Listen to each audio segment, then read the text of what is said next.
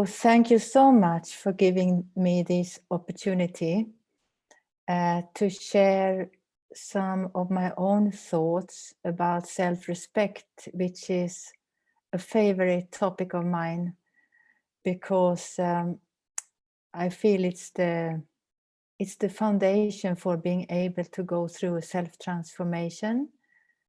It's the foundation of a yogi life. It's actually the essence of spiritual practice. And I felt it's very necessary for myself. So I wanted to explore this topic because I became very aware at one point that I lack in this subject. And I'm still working on this, so it's not that I'm an expert. But the knowledge that we have is so directly connected to the practice. What we study is directly connected to practicing this. So I think it's a very valuable what we can share on this topic. I think I can change picture like that, or this, or no, here. So I would like to begin with just making a direct connection with nature, because nature has a natural self-respect. Self-respect is inbuilt in the system of nature, in flowers, in trees. And the way I see that is nature gives its best, irrespective if no one is watching. For me as a human being, you know, I straighten my back and I fix my hair if I have an audience. But if I'm alone, I might not straighten my back and fix my hair and think about, you know, what I give, what I share, what I present. But in nature, you always see, you know, if you go deep in the forest and you find a flower there, it's very touching to see that it gives its full splendor, even though who is watching? Maybe a bird, maybe a bee, but certainly maybe no human being. There must be many flowers in nature that no human being ever sees, growing up, fulfilling its purpose and then dying again. And I think that's a very important principle to understand when it connects with self-respect, that self-respect is not based on who is seeing me. It's actually inbuilt in our nature too, but we lost touch with it at some point. So nature just knows how to give of itself. And it doesn't matter how small the resources are. This is a picture I took last year in Stockholm. And I saw, you know, it's nothing. It's basically nothing. And here comes a bush out of the wall. And this is another picture I took in Stockholm. It was a very ugly area. And, you know, when it's made of concrete and what the human creation is not very nice. And then you saw this growth on the wall like a decoration. And it's so beautiful. So it expresses its beautiful self in the most ugly environment. And humans, we struggle for respect. And both lack of self-respect and respect for others is a source of huge conflicts. And you probably recognize this picture. I took it like a symbol. You could say this picture is like, you can use it as a symbol for all the conflicts in the history as we know it. How people have been struggling with respecting each other and also feeling threatened because of feeling disrespected, not having self-respect, etc., etc. And this is why I feel that self-respect is a necessity. It is also foundation for keeping peace and harmony, being able to live together in harmony and to feel peaceful together with others, feel safe together with others. Self-respect creates safety. So what is happening? How come that we as humans often lack such a degree of self-respect, and also often as a result of that we can't respect others? And so I want to begin with using an analogy, a symbol for lack of self-respect, and I'm using them. What is it now in English? This nut. You recognize it. Now I can't remember what it's called in English, but when you crack it, it's very hard on the outside, but when you open this, it breaks apart. It's very difficult to open this kind of nut and take out the nut inside without it going into pieces. And it's a very good symbol for lack of self-respect.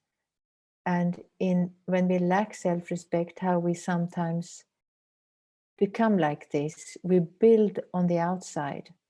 So the lack of self-respect is, the foundation is lack of self-awareness, not knowing the self properly, not being aware of how I am, how also others perceive me, the effect my words, my actions, my behavior is on others. And so you could say the nut that goes into pieces inside can symbolize that disorganized self-awareness, and which is also very fragile. So the inside is very fragile, it's very sensitive, and on the outside is a strong shell to protect that sensitive, fragile core. And so what we do as human beings, what is this I'm talking about in practice? It's when we go to school, we spend a lot of money to get high examination, to get a diploma, put the diploma on our wall, to get a good, a high profile job, to earn a big income, to have a nice car, to have a nice house. And I'm not saying it's wrong to study and to do well and to earn a lot of money. I'm not saying that is wrong.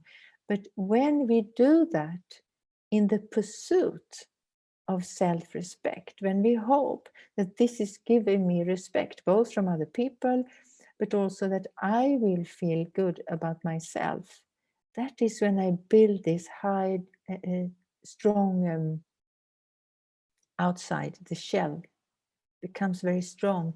And sometimes we use this image in management course also, and saying that some leaders are very hard. They have a very tough way of pointing. We say in Swedish, you say that you point with your full hand.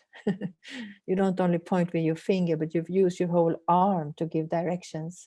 So you come across as very strong, very hard, very loud.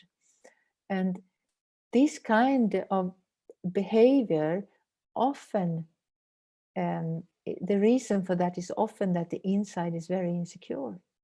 So it's like compensation for the insecurity is to build that hard surface, and you come across as tough, but inside you're not aware of yourself very well, you're insecure.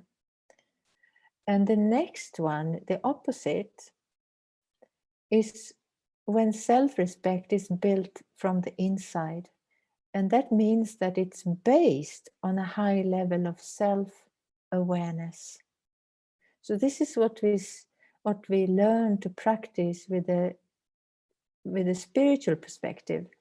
When we learn about ourselves, not only in theory, because when we study meditation, we start to practice meditation, we learn early on that we are souls, that we are spiritual beings as theory. But that needs to be put into practice. And when I start to practice and experiment with that awareness, and I start to feel the result of that, then I also start to get to know myself. And that means I also start to understand my weaknesses. So it's like a journey of self-transformation. And in that journey of self-transformation, I build up a high level of self-awareness, and that becomes a very strong core. And the strong core, and it does not only apply to spiritual people, I must say, it's very important. That is not the, I don't want to come across trying to promote spirituality and saying only spiritual people become like this, because you will find some people in the world really function like this. They are very strong self-understanding and a deep sense of security. And because they have a deep sense of security based on that self-awareness, they can be very soft to the world around them, easy to approach them. They don't come across as hard. So some leaders, some managers are like this. They have strong self-awareness. They are safe in themselves. They can be humble. They don't feel insecure about making mistakes, for example. And so it's easy for other people to relate to them. So this is where we want to go. This is what we want to achieve with practicing and cultivating self-respect.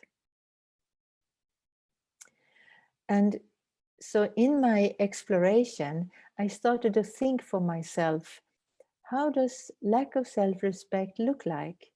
And what does it look like? What does a high level of self-respect look like? And making a comparison, like when it's the opposite. Look, and I made this list. I'm going to show you 2 slides, and it's just interesting. Of course, you could also explore this and find more than I myself have found, because this is all. When we start to think more deeply about something, then we can open the package and we can find what it contains. But what I found is that lack of self-awareness, it can make a person feel weak and vulnerable and feeling subservient to other people, feeling insecure with other people. And on the other hand, when someone has a strong or high level of self-respect, they can be strong and confident, and they feel equal to others. Lack of self-respect, I start to think that I am what I look like, I am what I do. So this is the building on the outside. While a high level of self-respect means I'm anchored in what I am on the inside. I don't worry about the outside. And lack of self-respect can be that I'm worried about not being good enough. While having good self-respect means I appreciate myself and I don't expect perfection. I listened to another talk the other day also about it was about self-esteem, and there was so many good points in that talk, but I felt I couldn't fill these up even more. But one of the things he said in that talk was that someone who lacks self-esteem, you can also say self-respect, they get very insecure about making mistakes, very afraid that other people will criticize them. While someone with high self-esteem or high self-respect, they don't feel worried about making a mistake because they expect it will happen. I'm a human. And therefore I don't judge others harshly for making mistakes either. Lack of self-respect, I'm challenged by the strength of others. And that can in itself can lead to jealousy.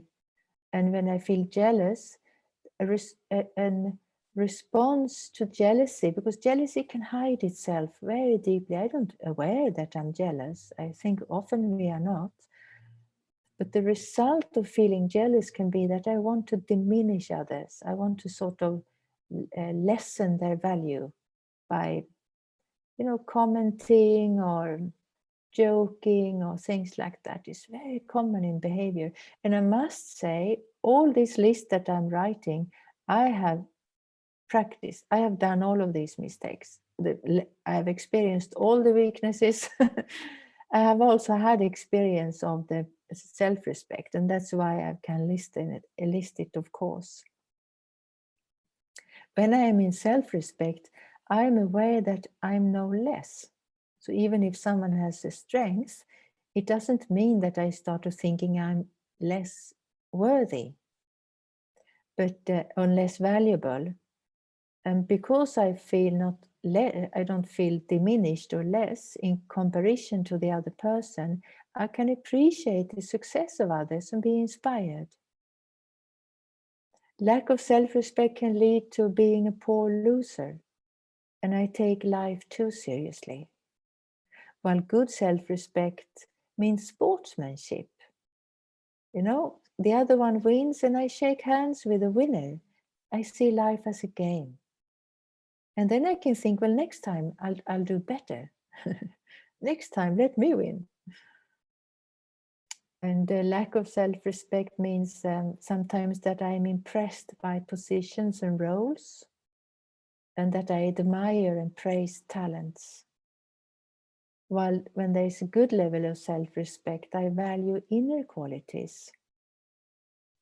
And I also appreciate and know my own value. Lack of self-respect can lead to no boundaries, that I don't have clear boundaries in my life. And because of not feeling, maybe I feel I become available beyond my limits. I don't take I don't look at, do I have time? I just say yes to everyone who asks me for a favor. I've done this many times myself. And I don't take into consideration if I have time and if I have the energy, even if I really want to, because that's also something that I have a right to check. It's not that I must, run after others and be helping others all the time. And that in that way I can lose my balance.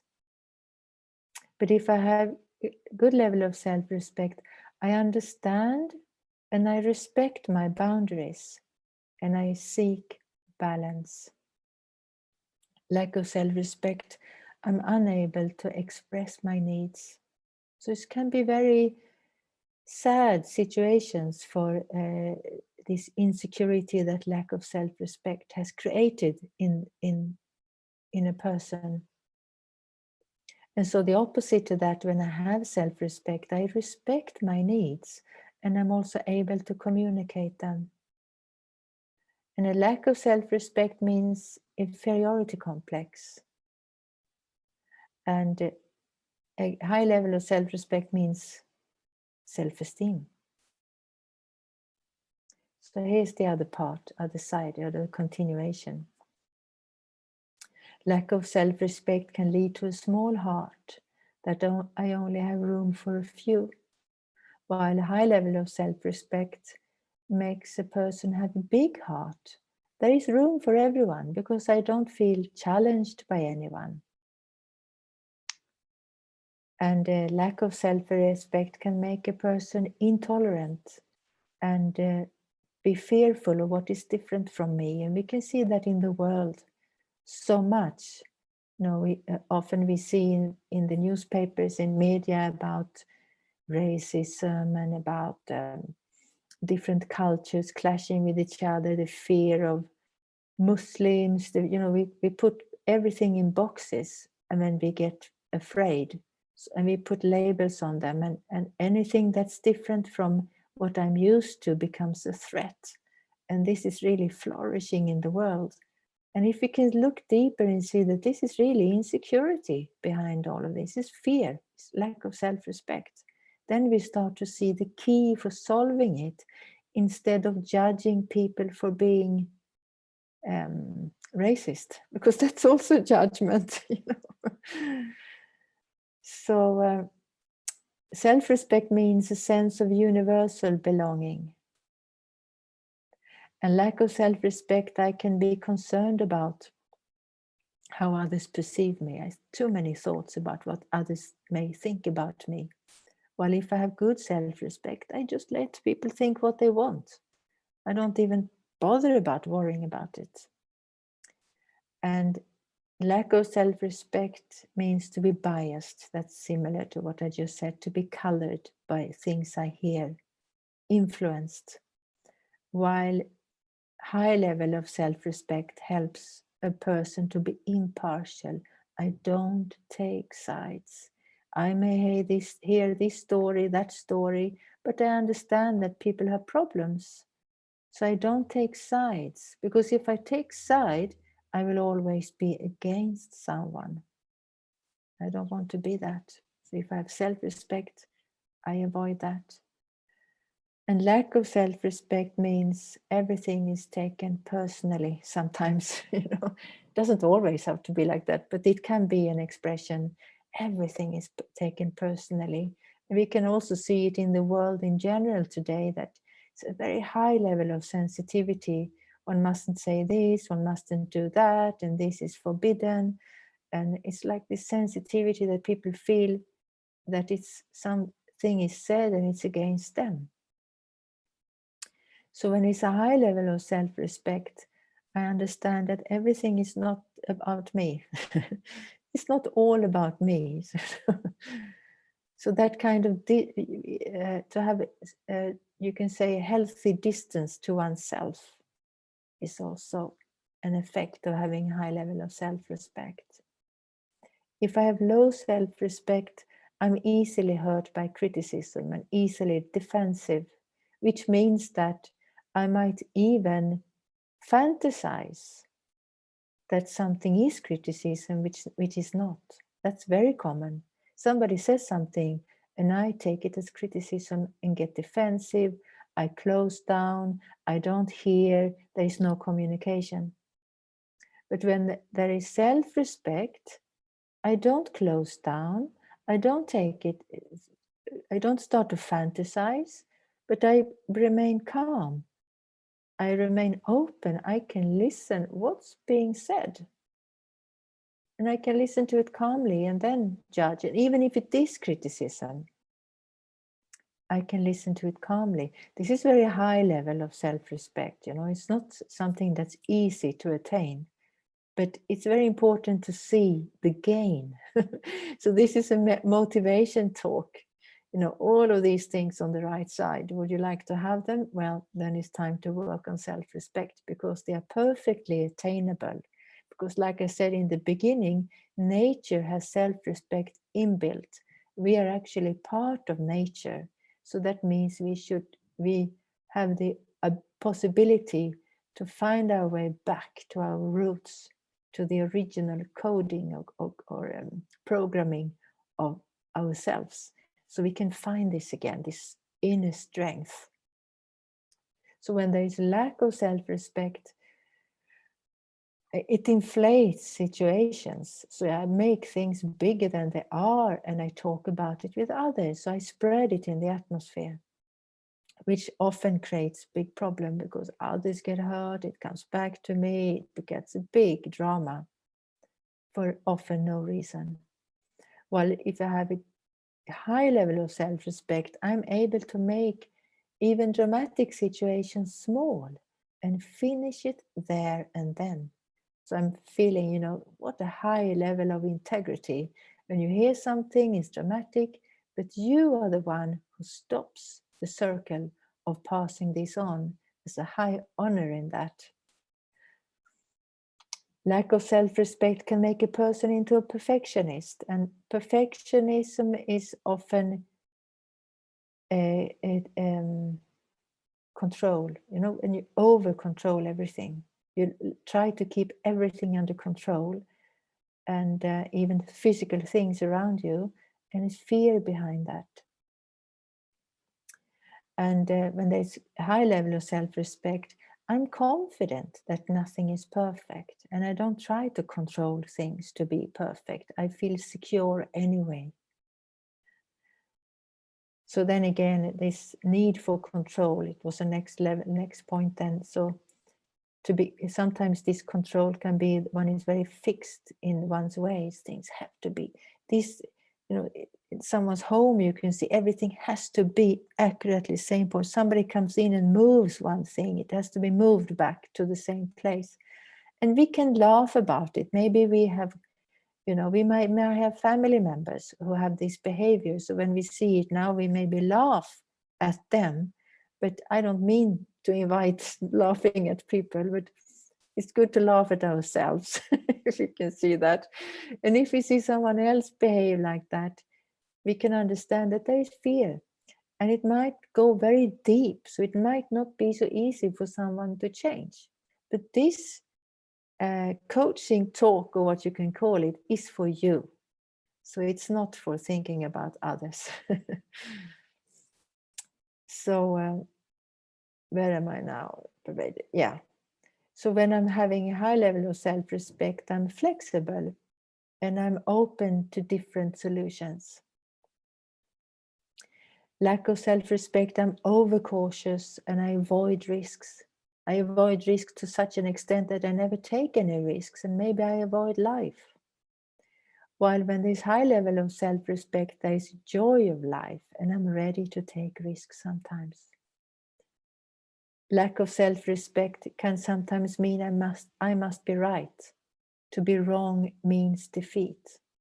But when I have high level of self-respect, it's easy to admit mistakes. It's part of life, and I just move on. So when we see this list, we probably recognize ourselves in both sides. Certain things we do, sometimes it pops up in certain situations. And so I don't think there's any person in the world that doesn't have any level of self-respect, because I don't think you can't live. You can't. You can't live if you don't have any self-respect. So some level of self-respect we all have, and in certain situations where we feel secure, and in certain other situations we have less self-respect, and maybe in some situation we get hyper scared. So that can be, there is a variety. But I made this list just to make the mind working, and to see the loss when we lack self-respect, and understand, self-respect behind that. I mean, lack of self-respect behind that, and see the gain when we develop self-respect. So let's look at how can I develop self-respect? So self-respect is based on truth. And for me, that means truth means to understand myself. To understand myself properly. Then if I want to understand myself, it's very important that I'm not afraid of truth. And I'll come back to that. And in this sense, it means to accept myself as I am. Accept my situation as it is. Because only when I can accept myself as I am and my situation as it is, then my exploration can begin. Because when I can't accept, when I have this tension inside myself that something must be changed, it's like exploration cannot begin. I cannot learn about myself if I cannot accept how I am, as I am, and my situation. And blaming others and circumstances, it just means to avoid responsibility. It's a very human weakness that we blame others and situations, but it just avoids responsibility, and it keeps me in a weak position. I have very weak influence because I give away responsibility. If it's someone else's fault, I have to wait for them to change, which they might never do, and I can't request change from anyone else anyway. By accepting responsibility for myself, my own life, my own situation, I step into my power. And then I can start to influence my own situation. So it's very powerful to accept responsibility. Some of you surely know Daddy Yankee and have met her. She has been our, what can you say, lighthouse, the spiritual lighthouse of Brahma Kumaris for a long, long time. She moved on, means she passed away last year at the age of 104. And she, of course, in our understanding, the soul never dies. So she has moved on to a new role somewhere, we don't know where. but she has left the legacy behind her, really like a beacon for us, guiding us how to understand, how to practice spirituality. And I'm taking a quote here of something that she said because it fits very well in. Courage is meeting my own negativity without guilt or feeling worthless. So it actually should be to take responsibility for changing it. So if we don't want to see our negativity, we cannot change. So we must see it. Then I can take responsibility for changing it. To start this process, I must first recognize my innermost self. By thinking deeply about what I love the most in life, I'm giving a glimpse of my innate goodness. If I build on that, I will gently be shown my compassionate nature, the courage to let go of unwanted thoughts and feelings will develop when I accept that my divine elevated self is at the heart of who I am. So who am I? From the perspective of the Brahma Kumaris, from my perspective too, but it's here where I've learned it and I experienced it. What we learn, in essence, is that goodness is our true nature. And we learn that we are spiritual beings, that we are not only what we see in the mirror, the face, but behind the face is the spirit, the being, is consciousness. And I am consciousness. I'm the living being who is using the body as my instrument for now communicating with you. And so I communicate using my voice and my face, but I who think, who feel, who have the memories, who am the living being, I'm not physical. And so are you. You're also spiritual beings. And what we learn is that we have been very powerful once in the past. We are not powerful at the moment.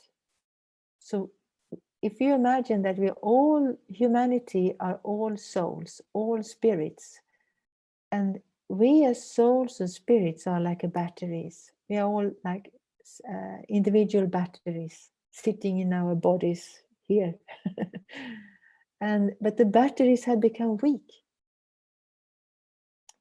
But we were not weak from the beginning. So I came to this world strong.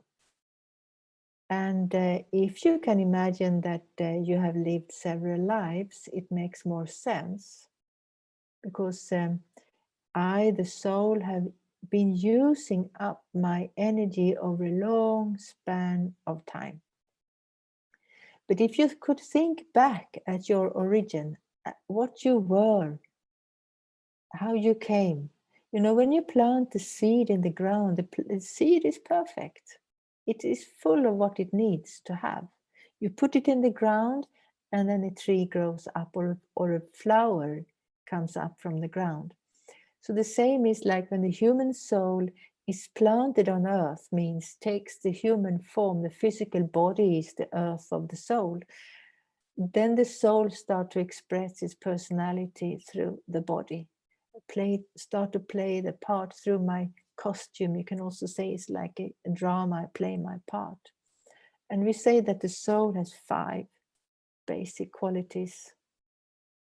And these basic qualities is peace, purity, love, happiness, and wisdom. This is the core of all of us. So for all human beings, it's the same. But at the same time, we are all individuals. So we would have, peace expresses itself in many different ways. For some, it expresses it very deep security, it's very deep calmness. For someone else, it means serenity. For someone else, it means harmony in relationships. For someone else, so we have a very personal way of expressing these qualities. And now, because we have used up a big part of our battery, we do not only have these qualities, we also now have weaknesses. So in the human nature is a struggle of strength and weaknesses. But what we learn is that this is our reality where we came from, and therefore this is what we want to go back to. And this connects then with self-respect. So truth is my friend, and truth is about me. It's not about others. So this is, you can say, what we learn when we learn spirituality in its depth. We start to learn what truth really is, because in a worldly sense, truth is often something that people throw at each other in very harsh ways. But deeply, that is not truth. It's just an unfriendly way of being harsh with each other. But it's not honesty to attack someone with saying something very straight. Deep honesty is taking responsibility for myself. So truth is always about me, it's not about others. Truth helps me to see myself without distorting the picture or explaining away. So this is what we learn. In meditation, we learn to connect with ourselves. We learn to see ourselves, both the strengths and the weaknesses, without being afraid. Because when we do it in a friendly way, it doesn't feel hard. It's actually very liberating. So that's what the next thing is, that truth is not harsh. It's the pain of disillusion that feels harsh. And this is sometimes, of course, somebody can tell me something straight and it goes to my heart because I realize that what they say is true. So then that can feel painful. But if I'm prepared to accept it, then it's a big liberation. If I just defend it myself and say, it's not true, and I start to say something back, it will never help. So sometimes people can say things that maybe is necessary for me to hear. And if I'm soft and a friend with myself, if I have really work on my self-respect, I can take it and I get strong with it. So truth liberates. Reality is my friend when I am truthful. So truthful is like a relationship with myself. It's also a relationship with God, to be truthful. Also with others, but truthful with others doesn't mean to point out things for others. Truthful with others means really to be an example and to understand from myself what to share with others, what to give to others. So truth needs to be explored and needs to be experienced. But truth is my friend, is really what's going to help me. That's the guide on my journey. And I felt then to practice respect, this is just pointers for myself, really. How can I practice self-respect so that my self-respect grows?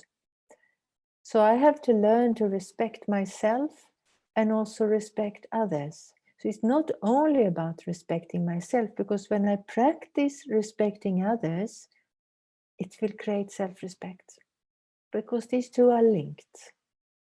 You can see that when we are not able to respect others, it's because our own foundation of self-respect is shaking. So to accept the self and accept others, both these are needed. It's not my role to change anyone else. So to drop even thinking about what somebody else is doing, which I might feel is not appropriate, etc. But these kind of, what we call it, waste thoughts, they become a burden, and eventually they will make me do something that is not truthful. So in a sense, you can say it's not truthful to look at others. If I want to walk the path of truth and learn to develop self-respect, it's not right to look at others, because that's usually a way of avoiding seeing myself. And it's a big liberation to drop waste thoughts. I don't have to worry about others making mistakes. It's fantastic, actually, to drop that. So respect means practicing respect is also to respect personal space and boundaries. So it means to set boundaries and limitations for myself, but also to respect the boundaries of others, to ask if you may enter if they have time. So there needs to be a healthy space between me and others. That creates calm because I feel safe and others feel safe with me. I just don't go in, I just don't start to speak. And it's very nice, when you feel that someone has that respect, you want to be with them more. So actually it invites communication, it doesn't cut communication. Another way of practicing respect is to collect qualities and virtues of others, and also to see your own qualities and virtues. It creates safety and inspiration. So not to feel threatened by somebody else's strength, but collect them in your treasure store. Think that they can be made your own. And something that is I really like for myself is that to practice new routines. Don't think that I'm like this, I have to be like this for the rest of my life. If you would think about what you would like to learn to develop in your life, what kind of new routines, what kind of new behaviors would you like to cultivate in your life? And don't postpone it, because that's very human. It's only, I feel, because of a moment's what is it called when you don't you doubt. So moments doubt come in and then I drop it. So like for myself, I want to do daily physical exercise, and I've been I'm not that kind of person, so I'm very irregular in that. But I've been coaching myself for some time now, and I've found ways how I can do it, and it's very uplifting when you start to see that you can do something that you thought you wouldn't do. So I would like to end here by giving you a tip, because Sister Shivani gives some excellent talks about self-respect, very, very practical. So if you have your mobile, you can just take a screen or a screenshot you can do of this, or you take a picture with your mobile, or easy, you just Google BK Shivani and self-respect, and you will find several YouTube clips by her. And I think we should have questions first and meditations later. Wasn't it like that? I know. Yes, that's right. Yeah. Yeah. Okay. So yeah, we've got 2 questions posted in the chat box. The first question is, what is the difference between ego and self-respect? Yeah, ego is that picture that I showed. What is it? Walnut. Walnut is the English name. So the walnut image is actually an image of ego. Ego means when you don't know yourself and you feel insecure on the inside, and you build an image which is not you, but you put your own value, you identify with that external image. So it's like, you can say ego is many things, but it's a strong defense system. And I think it's good to think about ego, that you're not a bad person because you have ego. Nobody would have survived, I think, if we didn't build up ego when we lost our spiritual awareness. Somewhere along our history, we lost our original spiritual awareness, and then we built ego as a compensation. So it's all the externals that we build around us. And self-respect really comes from when you reconnect with knowing yourself deeply. And I'm not saying that you cannot have self-respect without being spiritual, because I see people in the world have good self-respect, even though they are not meditating, maybe, or not having, they might be not be on a spiritual path, but I still feel that self-respect is it's what they still have from from their own origin, because it is connected to the deep roots of the soul inside. Is connected with an inner knowing. But to rebuild it, what we say, we practice soul consciousness, practice the experience, going into the experience of being bodiless, and then you reconnect with your own core. So self-respect really means to respect your true self, not to build it on the outside. Thank you. So we have another question here. Please, can you give an example of how, through meditating, this can cultivate new routines? What was, no, what? Please, can you give an example of how, through meditating, this can cultivate new routines? New routines? Yeah. Well, I think meditation is the space where you, on one hand, you actively dissociate yourself with your old habits. It's because you dissociate yourself with your personality, your worldly personality. You actually you little bit step away from your the day-to-day image you have of yourself that you have lived with so long, and that you think I'm this, I'm that. So you dissociate from that, and you have this incorporeal experience, or the spiritual experience, and you take power from that. But the routines you have to decide. That's something you have to think about.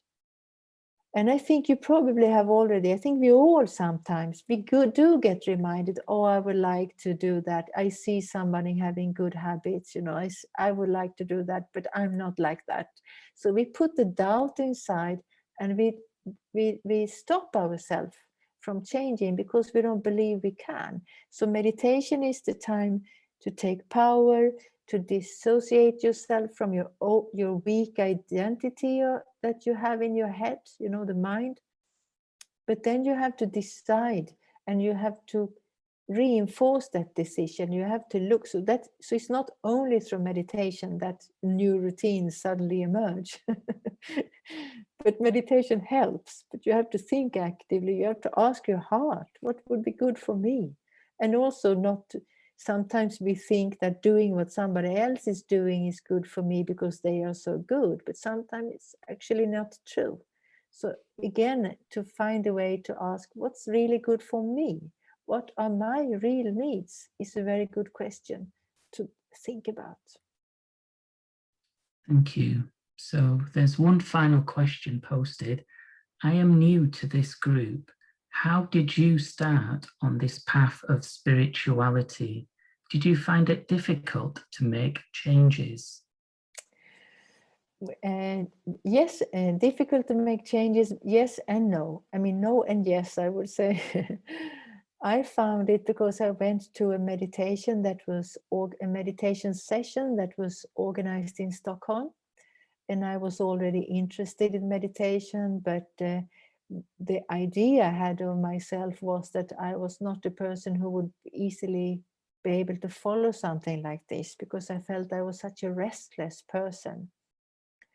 And then I went to this meditation, and I had such a good experience. My first experience was, I didn't experience much in the meditation itself, but afterwards it was something clicked for me. And I was a smoker at that time, and my smoking just disappeared.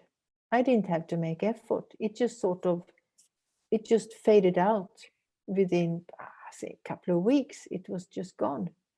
I didn't make any efforts, and usually people do make a lot of effort to stop smoking. And But for other habits, it has taken time. I still have habits I would like to change. And then I've been meditating for a long time. And that might sound like bad advertisement, but it's all up to determination, interest, will. What do we do? It's all up to each one of us. And I think it's such an opportunity to make changes that we didn't think were possible. It's really possible.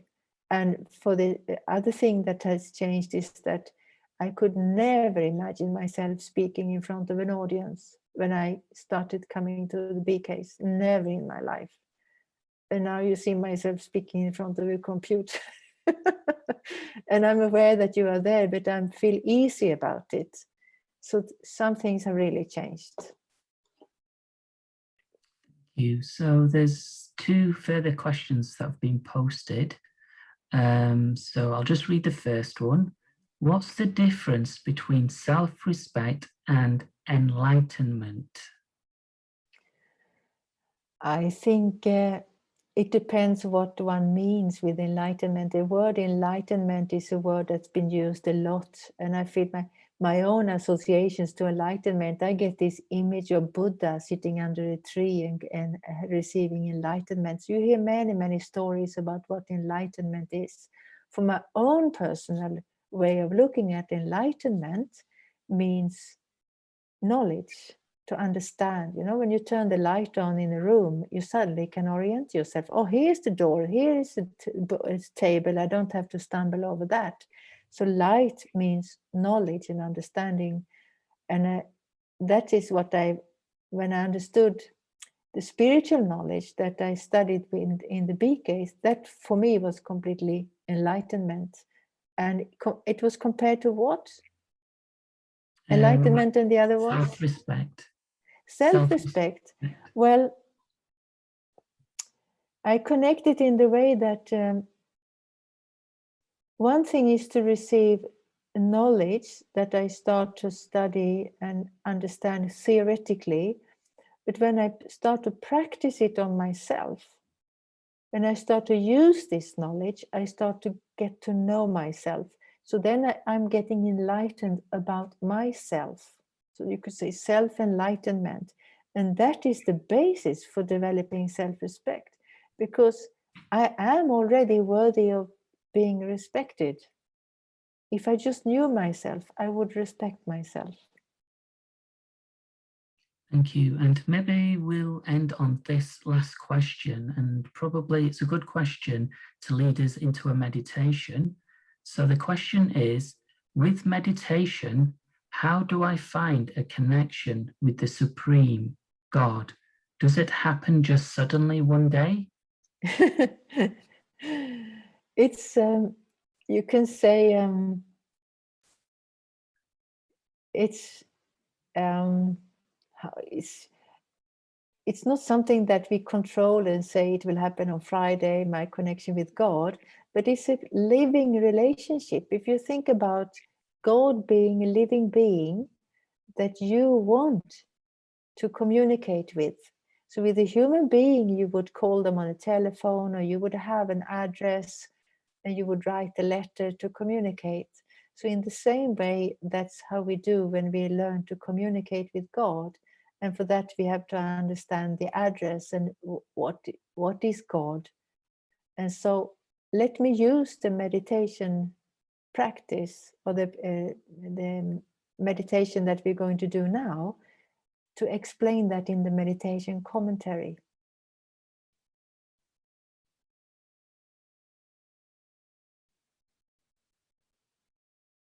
So it became quiet. Does it mean that we are going over to meditation now? Or I'm just so aware of time, that's why.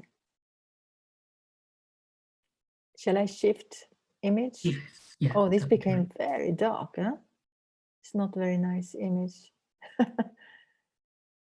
So you don't have to look into this image.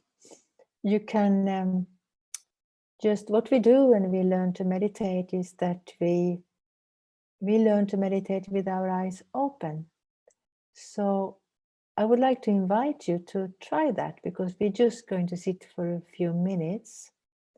And so just rest your eyes, rest your vision somewhere in front of you in a neutral place. Don't look at me if I'm visible. I don't see myself, but it's distracting to look at a human being. Because in the meditation, we want to take our minds beyond the physical world for a moment. We want to remind ourselves of being spiritual beings. So first of all, relax. Make sure you sit comfortably. You may take a deep breath.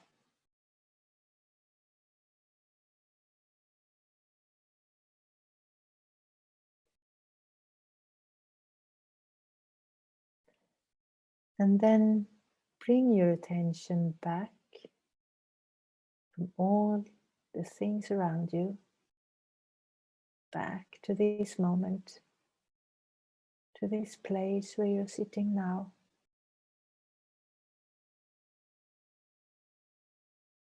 Whatever goes on in your life right now, there's no need to think about it. For a short while, you can leave it all to one side. And even if thoughts don't stop running, what you can do is like become the observer. You withdraw even from your thinking or the thoughts that keep coming in and out. You can watch them like in an aquarium with fish that swim back and forth. But you're really the observer.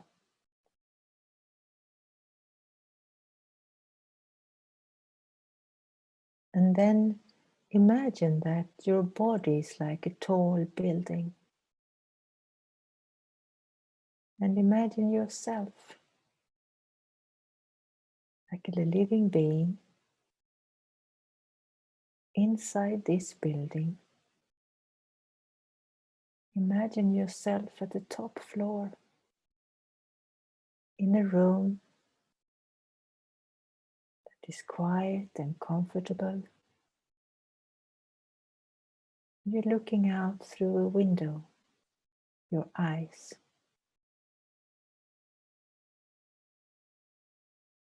Imagine for a moment that you are the inhabitant in the body, but you are actually not the body. You are using the body like your instrument. And if you could see yourself, you would see a shining star, tiny point of light, pure white light. But it's not physical, so you can't see it. But you can think light. You can use the image in your thought. And then imagine that you are a visitor, you are a guest in this world, and that your real home is in another dimension, but just one thought away. You come from a world of light,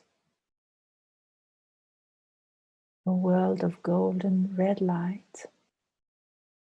It's the world of nirvana,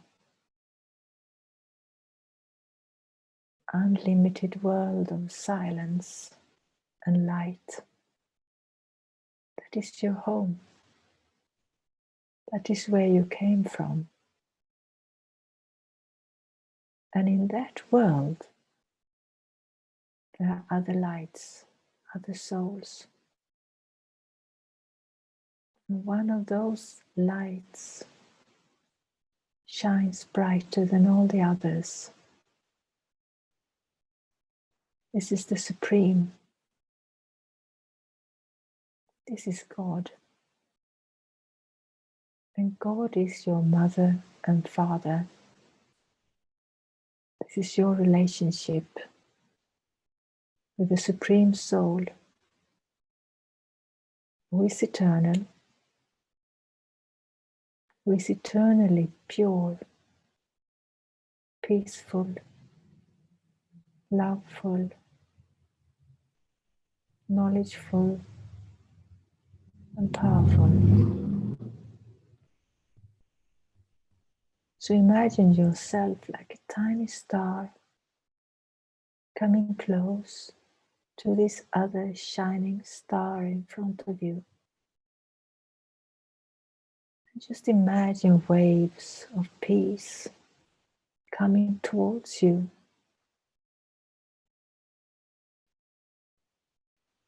going through you, purifying your mind, cleaning the soul, removing all the burdens, the wave after wave of peace. And these waves change into waves of love. And you deeply recognize this is someone you know somewhere very deeply. This is someone who knows you better than you know yourself. It's like an embrace that you receive after a long, long time. A spiritual embrace of spiritual love that goes deep into the heart of the soul and fulfills lifelong thirst. And this touches self-respect. Because whatever you are, you receive complete love and respect from the Supreme. So you get reminded of who you are in reality. A pure, peaceful, loving soul.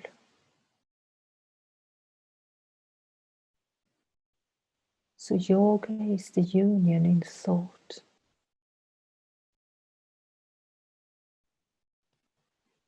And it leads to experience.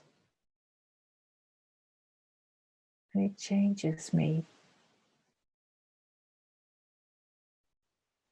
That is how God is the creator. He recreates me by cleaning me from all my burdens of the past. It liberates me and makes me new again.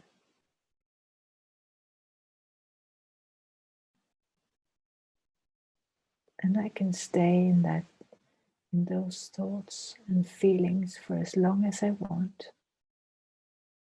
whenever I want to. And for now, I return back.